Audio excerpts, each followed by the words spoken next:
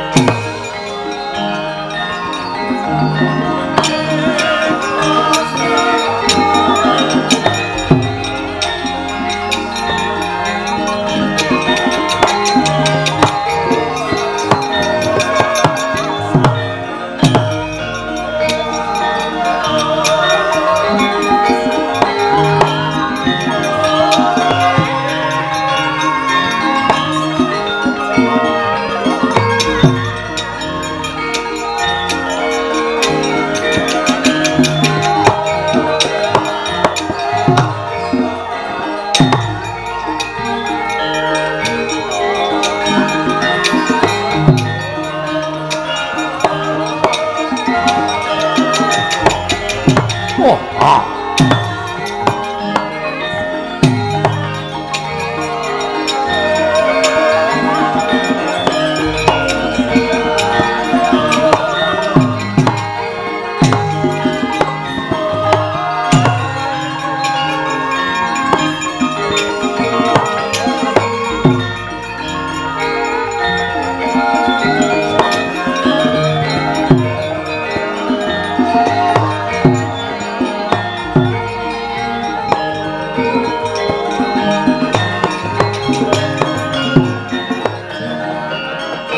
Juwanggah anggro sesumbar lindho bumi gonceng kumalu dokuntur ketup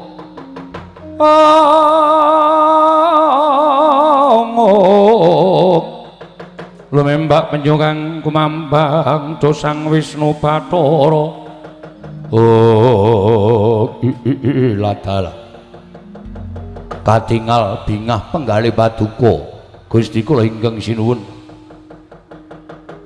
Prabu Dewa Srani teka katingal mesem pasuryanipun Pate wonten dawuh dina samengko bakal kelakon penjangkaku nggonku nderekake sowaning Kanjeng Ibu sowan ngersani Kanjeng Rama pukulan Jatimurti matur wigatining apa to sababe dene aku ketayan munggah ning Kayiwangan Kanjeng Ibu matur marang kesaning Kanjeng Rama yen aku pengin garwa sawijining widodari waduh kula nderek mangayu bagya seketi jumurung dene jengandika Gusti kula ingkang sinuwun badhe mengku garwa ngasta bawat peperintahan ya pancen mengkono nuwun sewu lajeng sinten ing dados woting penggalih paduka lumaing bumi kreping langit ora ana wong wadon ingkang keduga ngrubuhake bebeteng jiwa kalindranku kejaba mung widodari saka ing Kayiwangan swarga dahana atmajaning pukulan Bathara Brahma ya kuwi Kakang Mbok Ayu Dresanala wae piye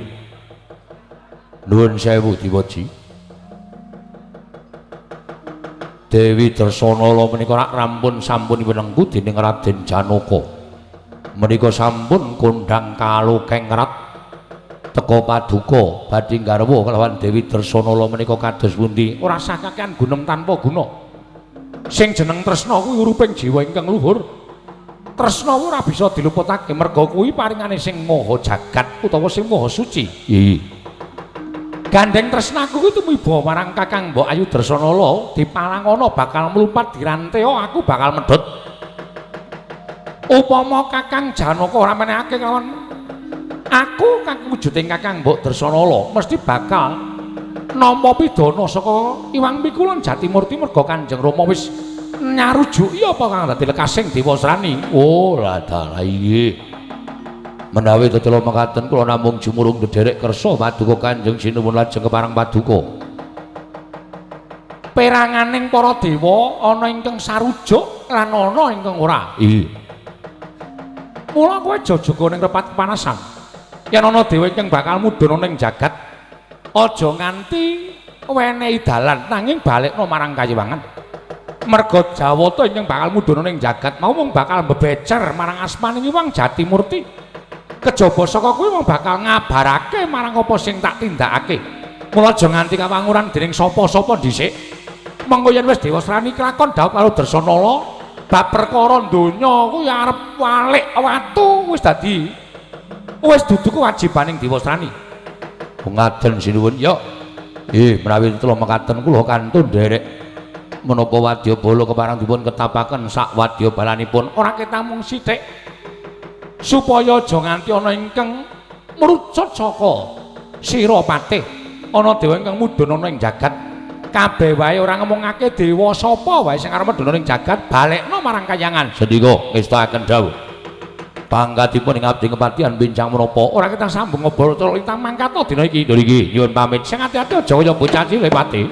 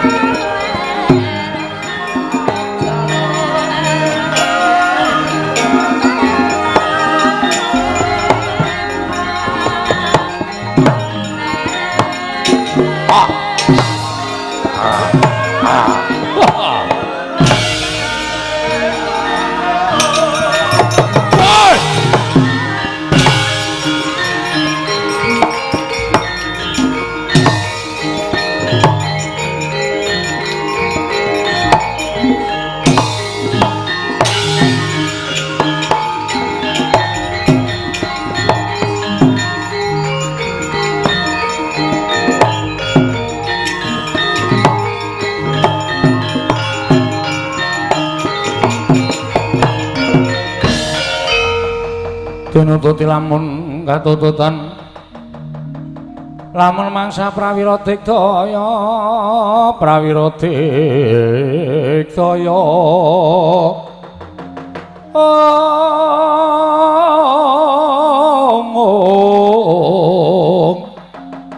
ora kono magawe gelarira bang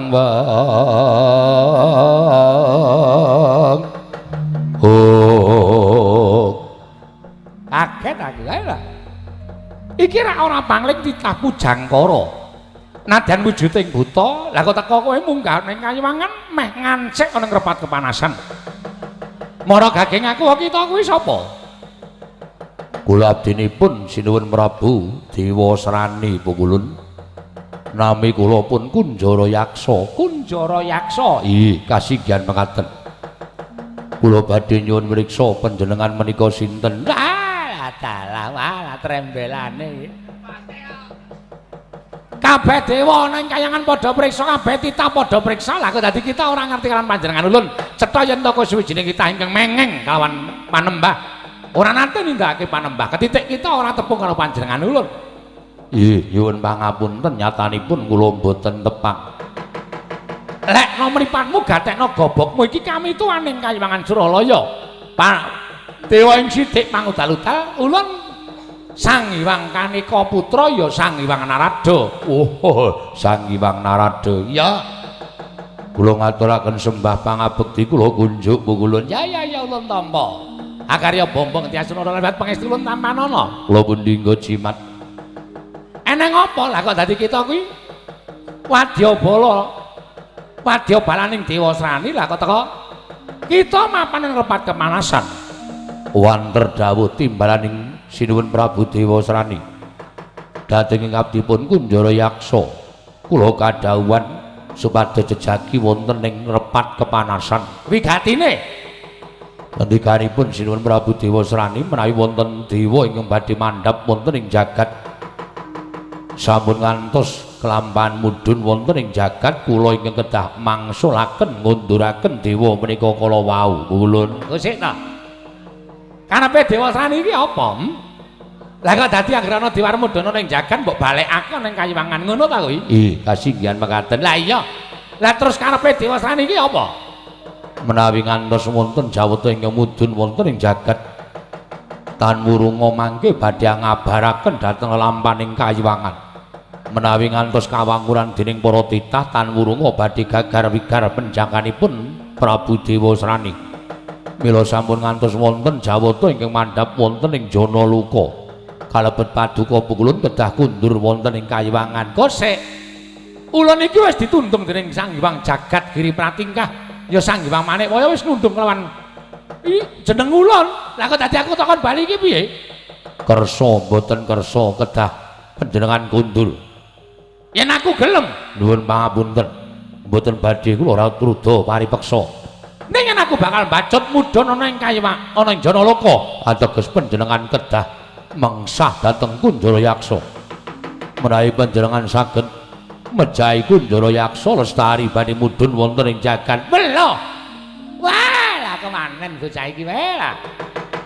Yen ngono kowe arep wani karo para Jawata. Mboten ateges wantun nanging menika kula mundi dawuh timbalaning Prabu Dewa Srani. Wah, bagus. Ning ora urus.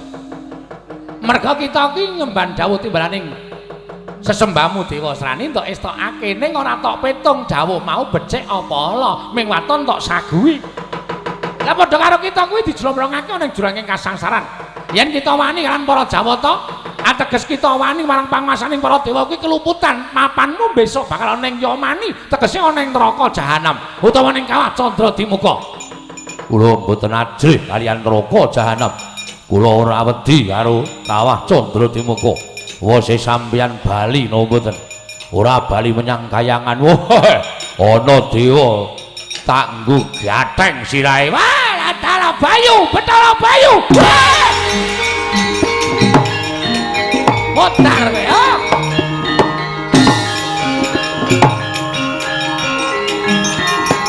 Wah! Ah. Wah. Ah.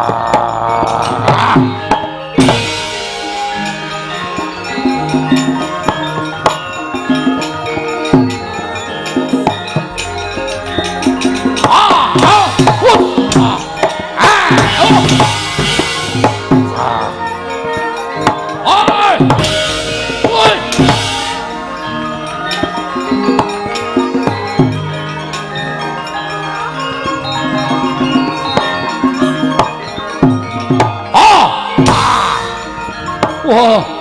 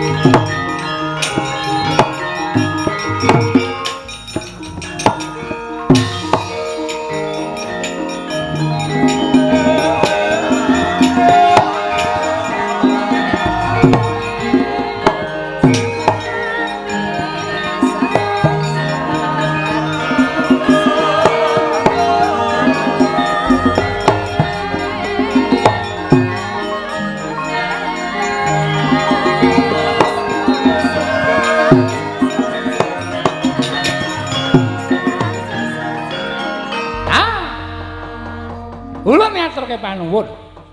Yo Narada bapakku ora dadi ngopo? Kendang kaprasundang kuntal kaprapal. Iya. Wis, katon padhang dalan kemudhun ana ing jagat Bathara Bayu. Yo. Kita bali ana ing swarga Maruta. Ulun tak mudhun ana ing jagat. Ora pati-pati Bathara Rada bali ana ing Kayangan, nek Kayangan durung bali becik. Kayangan durung bali dadi punjer-punjering kautaman lan punjer-punjering panembah. Yo. Tetepno pangesti kita. Aja mangro paningal kita nadyan ana pengojok-ojok apa wae ya Bathara Bayu. Merga pisan meneh aku tak kandha karo kowe. Ewoning wong ala, papan sing kebak wong angkara murka, yen ana tukulane wong becik, kuwi kok bakal tumular marang kiwa tengen. Satemah bakal iso dadi becik kabeh. Wah, Narada bapakku ngestoke dawuh. Sembahku nderek jengkarmu. Ya wis pokoke ora usah dadak kok gagas. Mbah, aku dadi apa ning donya iki urung tak pikir. Perkara urip ning alam padang kuwi nek akeh sedulur mesti bakal kepenak nggone nglakoni urip. Yo. Tak srawung ning jana loka, mbah engko dadine. Yo. Ya, aku njaluk pamit Bathara Bayu. Sing ati-ati.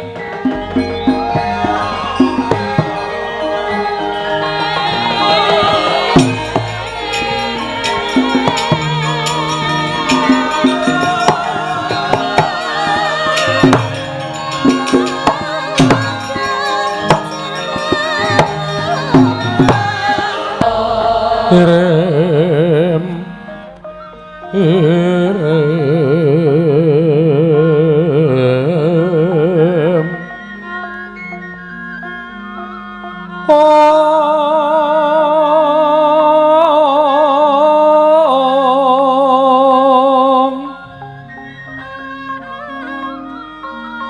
kembang popong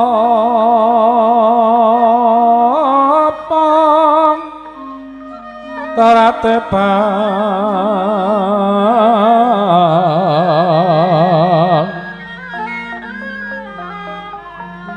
rerayungan loma lengkung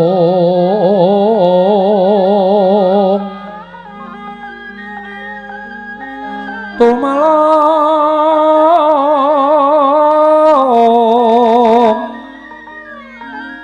romambak wetyan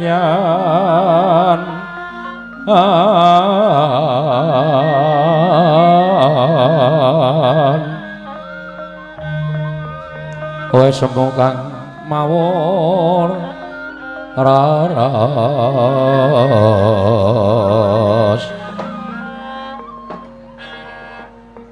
nuwun amit pasang kalimantabe tinebi ning lodune dumawaing tawang towang Rama Pukulun teka lenggah paduka mboten ketingal jenak tuwin kepenak enggen paduka rawuh wonten ing kayangan swarga dahana ingkang putra pun Dresana ngaturaken sembah pangabekti kula kunjuk Rama Pukulun. Ong Mastunama sidam sekaring bawana langgeng. Ya ya. Dresana londak tampa, ora liwat pangestune wong tuwa tampan ana. Kula pun dinggo jimat pariping dayana ing kasantosan. Kula ngaturaken bekti kula kunjuk Rama Pukulun. Ya. Arjuna ndak tampa. Ora liwat pangestu ning ulun tampan ana. Kula pun dinggo jimat pariping dayana ing kasantosan. Rama Pukulun wonten menapa Rama Pukulun dene katingal goreh rongeh penggalih paduka menawi kepareng kawedharing kathah munten kababarna jagat dewa Bathara Dresana nggone ulun ora paring pangandikan iki sayekti kaweworan bombong ingkang banget ana ing jroning penggalih ulun. Ing atase ulun kuwi Jawata nanging kawasa ngrabekake anakku wadon kelawan si Arjuna. Sapa to sing ora bombong? Janaka kuwi lananging jagat lan curing bawana. Janaka kuwi pitataning jalma, unusaning titah.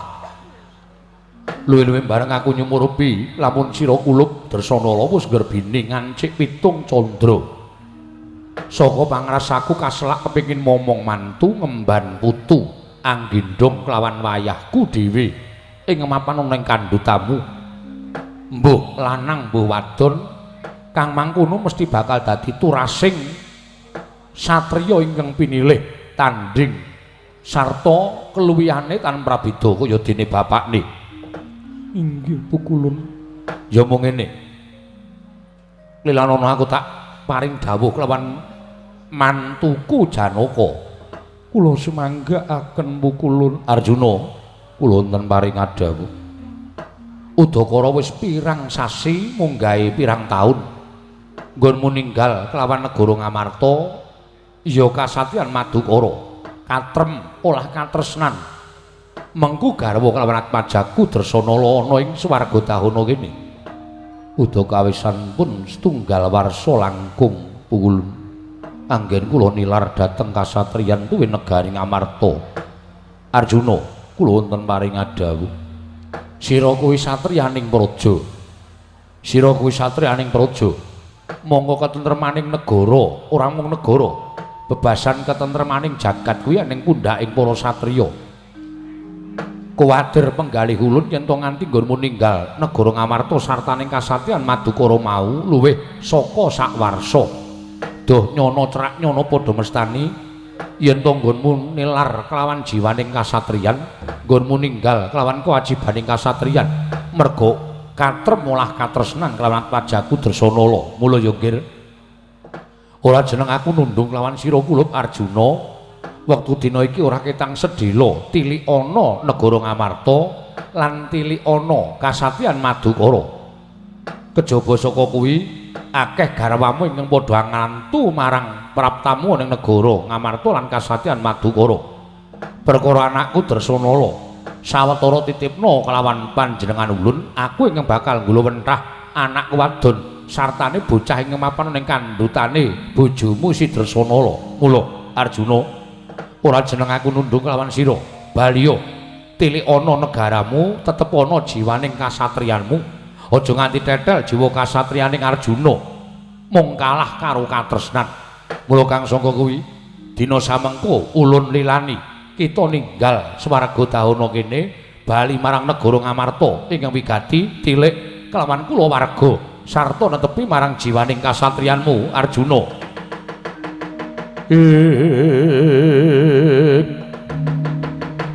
Mulat mala Sang Arjuna semuanya kang kamanungsan kasrepan tingkahing mungsuh heran padha kadang ayiwa toya wantah.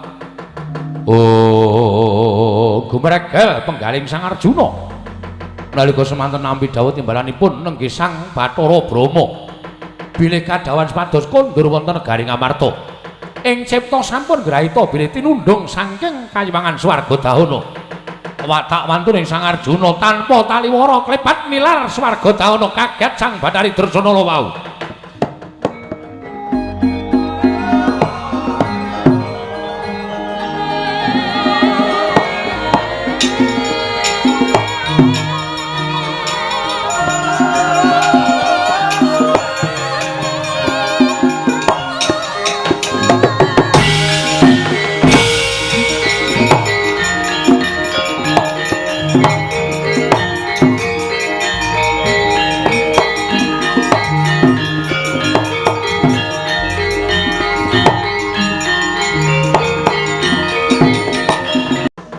Ana rembug yang bakal tak kandhakake marang kowe. Rembug ingkang kados pundi sing gedhe pangapuramu? Sepira luputing bapakmu aku njaluk ngapura yana Cahayu. Iki kabeh merga keluputane bapakmu Bathara Brahma ingkang aku wis ora duwe pilihan. Endi dalan sing kudu tak lakoni nalika semono aku ditimbali dening Iwang Jagadgiri Pratingkah. Lamun Iwang Jagadgiri Nata bakal misuda ya kuwi widodari ingkang olah jejogetan utawa widodari Langentaya. Monggo kowe tinuding bakal dadi widodari ingkang olah jejogetan ning Kayiwangan. Monggo syarat-syaratane kudu ora kena ginarwa dening sapa-sapa lan ora kena winengku dening sapa-sapa Dresanala. Nganti aku kudu atur dura kelawan anakku wadon nggonku nundung karo Janaka iki mau pancen niatku ora takon tilik marang negara. Nanging pancen kepengin banget aku nindakake dawuhing Wang Jatimurti supaya aku megatake katresnanmu karo katresnaning Janaka, anakku nggih.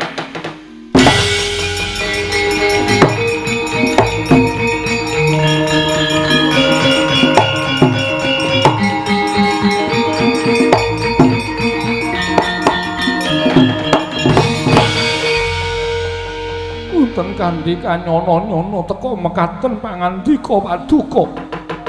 Dados sedaya lelampahan menika punjeripun Kanjeng Eyang Pikulun Jagat Girinata. Iya, apuranen bapakmu. Aku ora iso piye-piye. Aku katarungku marang panguwasaning Jagat Girinata. Mula aku kudu paripaksa, kudu mentala babakan iki. Menawi mekaten jengandika Rama Pukulun boten wantun mantur kaliyan Eyang Pukulun Jagat Girinata. Lilanana kula ingkang badhe minggah wonten ing Kayiwangan Suralaya, kula piyambak ingkang badhe matur kaliyan Hyang Jagat Giripati. Bersana aja wong ayu aja. Bersana.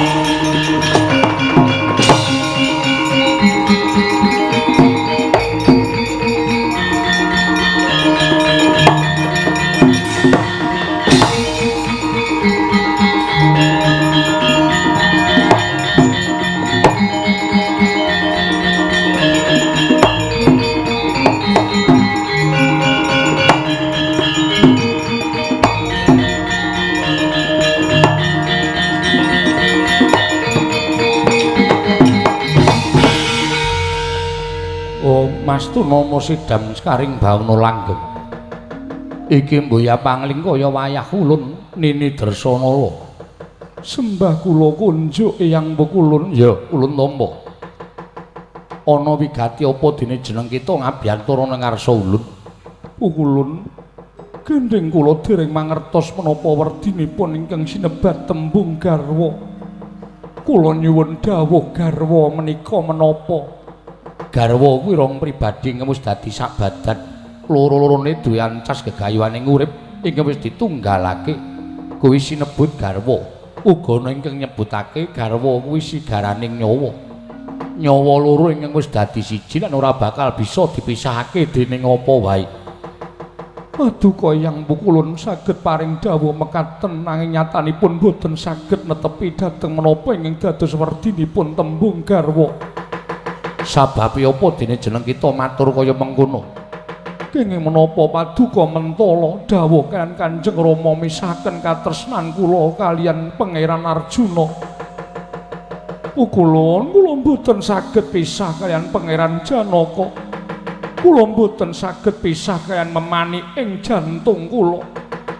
Pukulun parenga padukan jabel dawuh kaliyan Kanjeng Rama Pukulun Bathara Brama. Dresana sayekti apa kang dadi dawuh ulun sepisan dadi mboyakena wolawali. Malah kita ngerti yo apa ingkang dak kandhake kelawan bapakmu sayekti mau mung goroh ingkang wigati lamun kita pisah kelawan Janaka kita bakal winengku dening Atmaja ulun. Ya kuwi narendra Nusuwa Kambana ya ing Nusuwa Rukmi Atmaja ulun Dewa Srani Dresanala plak kapitara Sang Dresanala.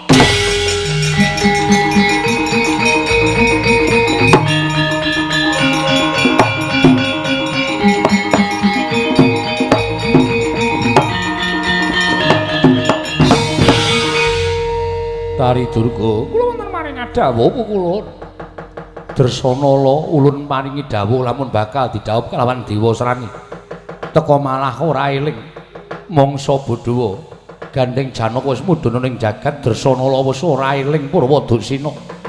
Gawanen wenehna Atmaja kita ya Dewa Srani ya Atmaja ulun bat-obat ngestakaken dawuh. Ayo nggih Dresanala ora usah dadak semaput barang.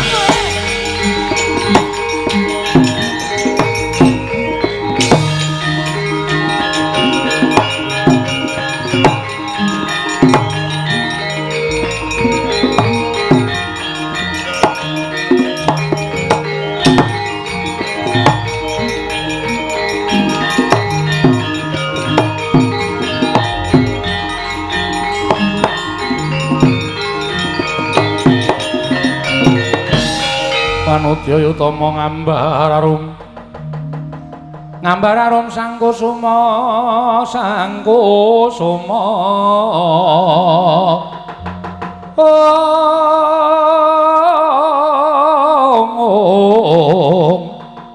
gembrang-gembrang yen ngandika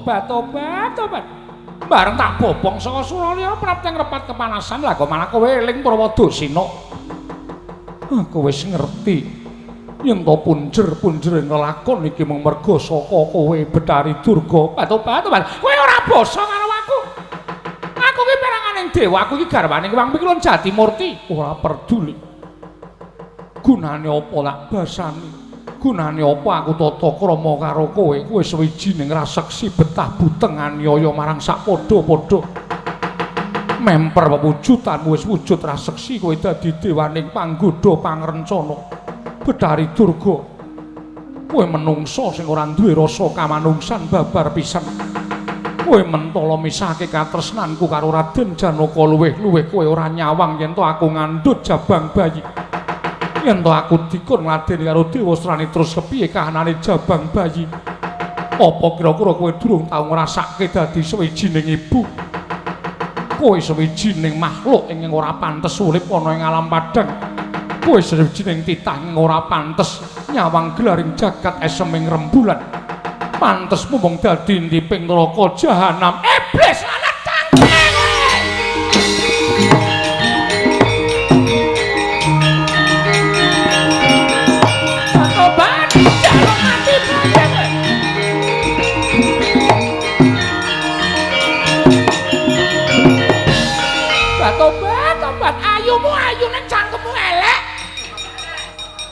Tobat, kowe ngono-ngono karo Betari Durga. Derajatmu ya apa? Kowe iki mung anake Bathara Brahma. Selagine Brahma wae kalah luhur.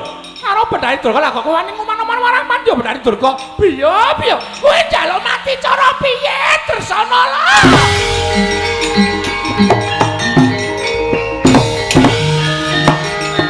Modar.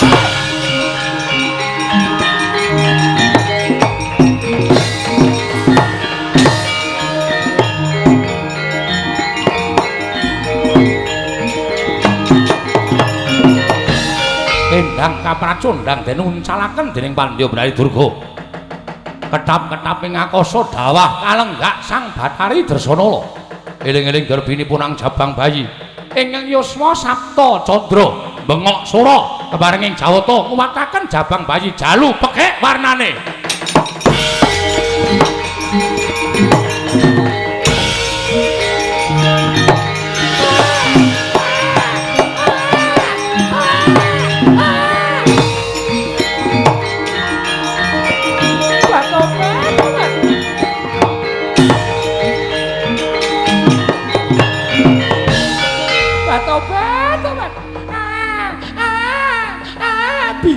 Biyo rekane arep tak pateni malah ndoboli Tobat tak uncalke ado tibamu kowe tiba bengok sora nganti jabang bayimu lair biyo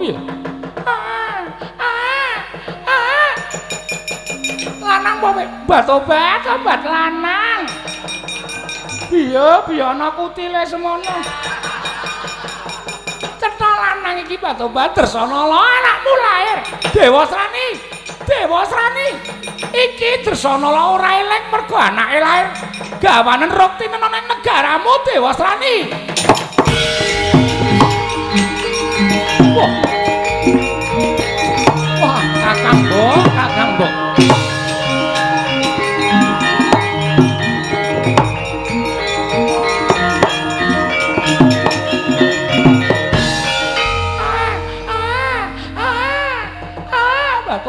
Tobat baguse kaya gerangane ning atase isih bayi wae kok corekane rai wis ketokne bakal dadi wong bagus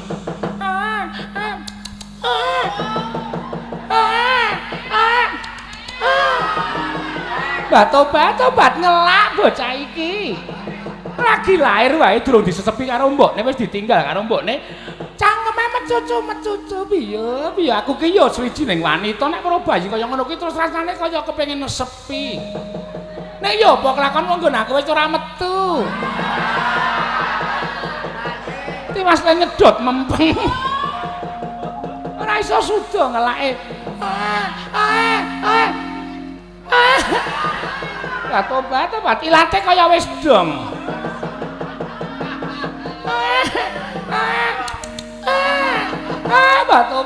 Tobat aku apa ya mentala dajal.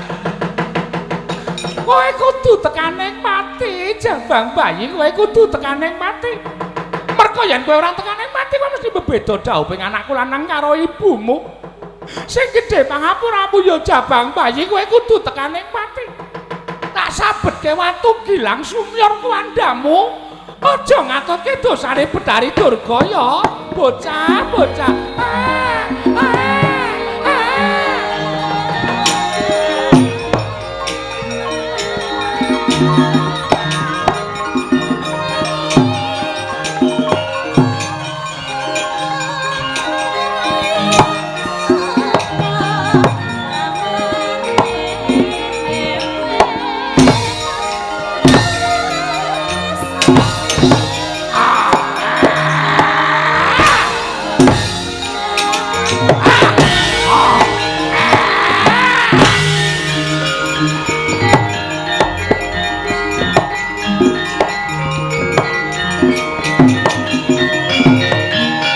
Jabang bayi Tobat tak sabetke watu ora apa-apa tak cokot ya ora temomo siongku bareng tak colke kok bocah iso mengkurep ora Tobat malah iso mengkurep ning durung brangkang aja ngawur nek bengok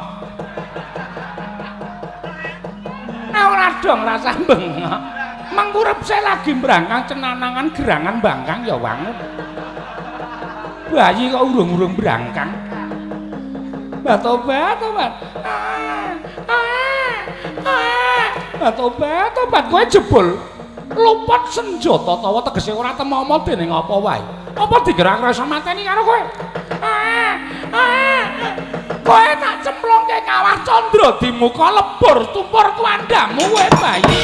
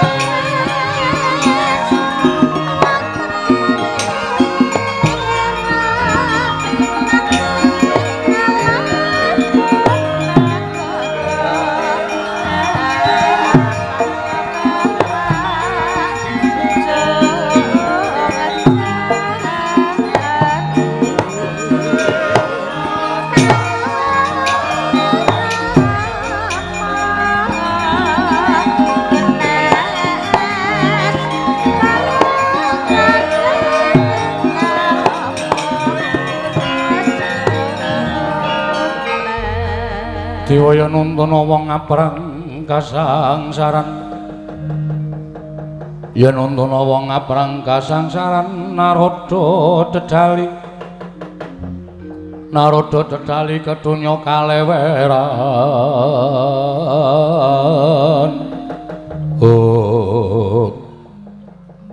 sepinten kalepatan kula nyuwun pangapunten Bu Kulun. Semar kita mbuya luput. Nalika ulun jengkar saka Kayiwangan Ngundaran Dirbawana sumurup lamun Kayiwangan Suralaya kobar dening genining angkara. Tumuli ulun nyasmitake lawan jeneng kita. Kita tanggaping gati ninggal Karang Kadempel munggah eneng Kayangan. Nggih. Kita wis weruh lelakon ingkang dumadoning Kayangan. Purwa Madyawusana pun boten wonten sing karempit. Nganti boten iso ngampah mubal babaling kanepson. Upama mempera lan wanguna, kula dhewe sing ajeng jangkah teng Kayangan. Ning gandeng pukulun boten nglilani nggih. Kula wontenipun namung manut. Iya, Semar nggih. Bayi ingkang tanpa dosa. Iki kaningaya dening patraping Manikmaya ingkang tansah nyarujuki kelawan lelakone Betari Durga. Nggih, kula ngertos. Nganti nerada wae keplayu saka Kayiwangan. Nggih. Yen to ulun ora ndisiki nyemplung ana ing kawah, tak kira bocah iki mesti bakal tekaning pati. Nanging gandeng ulun ingkang mlebu jroning kawah. Kawah ingkang kebak geni kaya mengkene wekasan sirep ora ana rasa panas. Nggih. Mula Semar ulun titip kelawan bocah iki. Nggih, rampungna lelakone. Nggih, sendika. Terus kejaba saka kuwi kita ingkang dadi seksi dawuh ulun. Nggih, keparengipun bocah iki gandeng wiwit lair saka garbane ibune wis kaningaya sarta nandang prihatin. Mula bocah iki ulun anggep dadi wiji sejati. Tegesipun tegese wiji sejati ya mung bocah iki ingkang pinilih kelawan panjenengan ulun dadi kelangenan ulun. Ing ngendi eneng bocah iki ing kono lenggah sangasih prana ya panjenengan ulun. Nggih matur sembah nuwun. Lah terus lare niki ajeng diparingi tetenger sinten? Semar Seksenana. Gandeng bocah iki diuncalake ana ing jroning kawah, mongko kawah iki papaning geni. Mula Seksenana jagat saisine ulun ingkang bakal paring tetenger, bocah iki ulun paringi tetenger Bambang Wisa Geni Semar.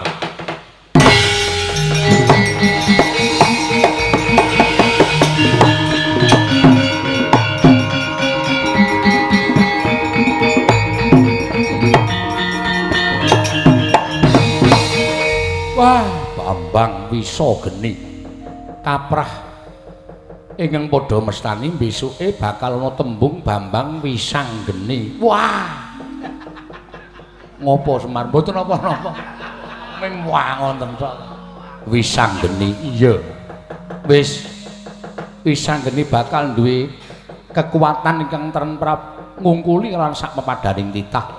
Wisang Geni duwe daya kekuatan ingkang ngungkuli marang sak pepadane. Ruktinen Semar tuduhna wong tuane yen kepara Wisang Geni kudu iso males ngudi tuwuh lara wiranging kelawan para dewa. Dipun keparengaken ulun keparengaken.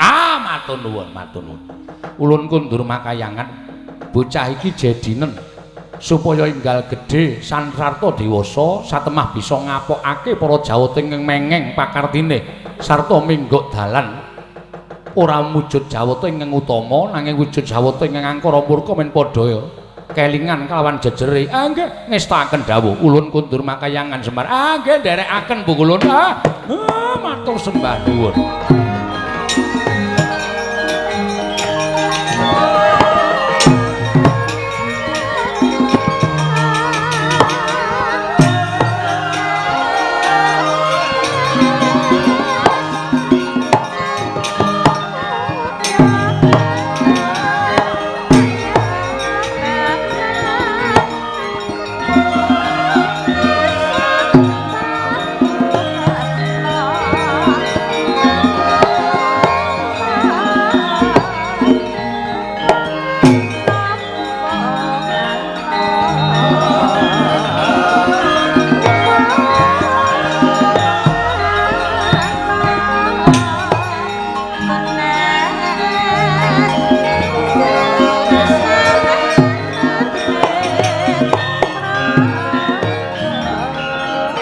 Semareka den prayitna semuriris Semore reseka balik titi yoni kanda yoni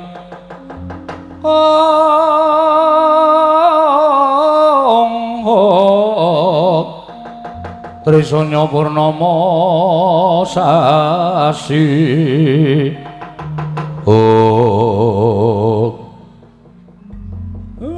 bareng tak dusi banyu gege tak suwunke karo sing gawe urip lah kok wah mencorong tejane lho iki ana watu kok iso omong waduh aku ki wong kok kowe wong to lah kowe iki sapa aku sing momong kowe aku sing didhawuhi momong kowe sing momong aku iya terus jenengmu sapa wah pancen bocah pinter tenan wis ngerti tembung jeneng barang kowe nek nyebut aku kakek ngono wae kakek iya kakek ngono tok lah terus aku takon kowe kek aku kuwi sapa kowe kuwi lagi wae tak gedhekke saka wujud bayi jenengmu Bambang Wisanggeni Bambang Wisanggeni ya Bambang Wisageni ya Bambang Wisageni heeh iki kok kewonten geni kabeh ki apa kek kene iki jenenge Kawah Candra Dimuka utawa ana sing nyebut neraka wah neraka wah lah mula aku ki tolah-tolah mrana-mrana akeh swara teng brengok njaluk tulung kok ora ana wujute nek tok matke nang wujute apa iya kek iya nek tok matke nang wujute saiki aku weruh kek lah rak ngono to kae kok ana wong digantung ilate melet dikethok kae ha ndi kae iki papan wong nggo nyiksa wong sing tumindak angkara kae wong digantung nganggo ilate melet dikethok kae wong nang donya sing gaweane ngapusi iya lah terus kae ana wong lho dikampak sikile dikampak tangane anggere tugel tukul meneh kae gaweane nyolong gaweane maling kae kok ana wong sing dijejeli dhuwit cangkeme nganti suwek kae senengane mangan bondo negara utawa korupsi ngono kae lah kae ana wong wedok endi kae lho kae ana wong wedok tadi rubung wong wedok pirang-pirang terus saben wong wedok sing ngrubung nyilet awake tatu metu gedhe mari meneh disilet meneh endi to kae lho wah kae germo sing senengane adol wong mula kaya ngono kae werna-werna ya kek werna-werna kae kok ana wong nggawa gelas sirahe ditutuki dhewe kae wong ngeterke wedang sing ora tau rata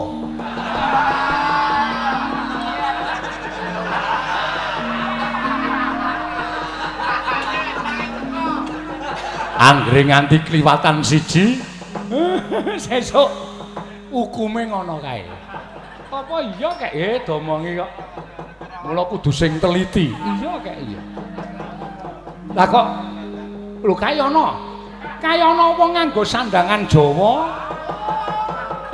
kok lambene dislomoti nganggo rokok kae ngopo kae mongko dislomoti dhewe kae endi to kae wah kae wiyaga sing seneng nguduti udute kancane gone dhewe disaki ning jukuki nggone kancane kuwi ngono to kek lah kaya ana sing malah rambene disromoti nganggo cerutu kae nek ana dum-duman rokok nganggo gelas dikukup dilebokke tas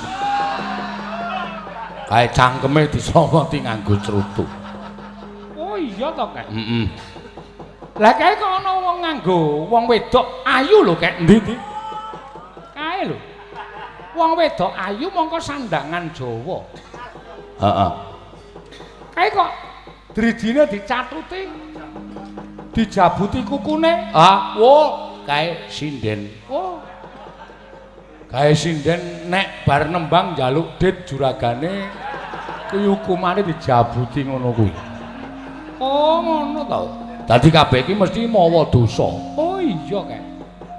Lho kae ana meneh sing guyu nganti cekakaan, nganti muntah-muntah. Bar kuwi terus cangkeme digajuli wong pirang-pirang kae. Kae dolop.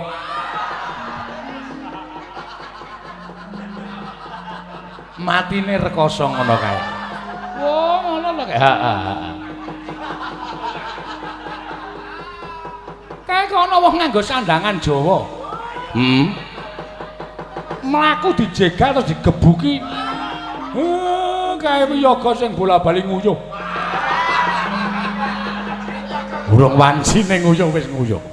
Kae hukume kaya ngono kae. Lah kae kok beda dhewe kae. Sendi? Kae lho, ana piyayi kok nganggo sandangan Jawa. Lenggah neng kursi mongko kursine empuk.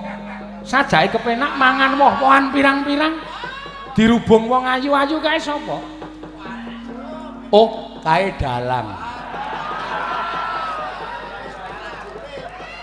Akeh sedakoe mergo nglipur wong pirang-pirang. Lah kok ora gelem turung karo wiyagane? Sengit karo wiyagane. Sengit karo wiyagane. Oh, ngono to, Kek? Heeh. Kek? Piye? Aku takon karo sampean. Takon apa? Aku ana iki mestine ana bapakku, ana ibuku. Ibuku sapa? Bapakku sapa, Kek? Wala iki. Nek saiki durung wancine. Lah terus Ngene bae. ayo kowe tak jak ning Karang Kadempel. Mengko kowe tak duduhi bapakmu sapa, ibumu sapa. Ning kowe kudu budidaya goleki bapakmu karo ibumu. Ngono, Kek? Heeh. Ning Karang Kadempel ki ning gone sapa? Ning omahku. Oh, kowe duwe omah to? Wah, ngecek bocah. Omahku ya nadyan kaya ngapa wujute ning aku duwe. Karang Kadempel kuwi apa? Desa. Oh, desa. Ya, Mengko tak tepungke karo anak-anakku. Wah, kowe duwe anak? Duwe. Apa ana wong wedok sing gelem karo kowe? Lah. Setan ora. Malah ngece karo aku. Aja mbok ece, bojoku kuwi widodari. Wah, widodari? Kowe lah edan. Apa kuwi widodarine katarak apa piye?